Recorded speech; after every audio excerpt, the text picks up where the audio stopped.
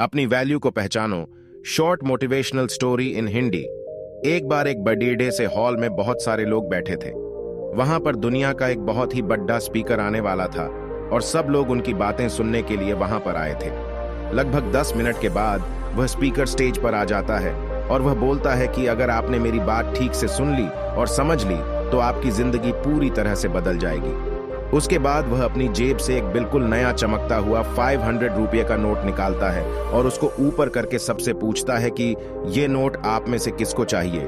ये सुनते ही सब लोग अपने अपने हाथ ऊपर कर देते हैं। वह स्पीकर बोलता है कि ये नोट मैं आप में से किसी एक को दूंगा, लेकिन इसके लिए आपको थोड़ा वेट करना होगा। अब वह स्पीकर उस नोट को अपनी मुट्ठी में बंद कर लेता है और थोड़ी देर तक उसको मसलता है। अब उस नए नोट में सल पड़ी रह जाते हैं और वह थोड़ा पुराना सा दिखने लगता है और वह एक किनारे से थोड़ा फट भी जाता है। इसके बाद वह फिर उस नोट को ऊपर करके पूछता है, अब ये 500 का नोट किसको चाहिए। इस बार भी सभी लोग अपने हाथ ऊपर कर देते हैं। तब स्पीकर ने उस नोट को जमीन पर गिरा दिया और उस नोट पर 3-4 बार पैर रख दिया। इससे नोट और भी पुराना हो गया और उस पर थोड़ी मिट्टी भी लग गई थी।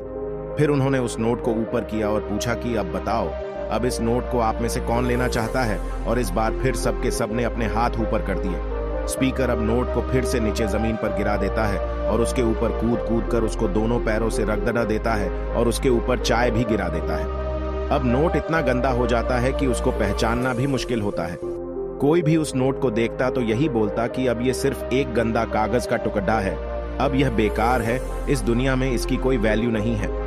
स्पीकर ने एक बार फिर उस नोट को उठाया और ऊपर करके सबसे पूछा, अब इस नोट को कौन लेना चाहता है। और इस बार भी सबके सबने अपने हाथ ऊपर कर दिए। कितना भी गंदा पुराना मिट्टी में सना हुआ चाय का दाग लगा हुआ हो, लेकिन अभी भी वह 500 रुपये का नोट ही था।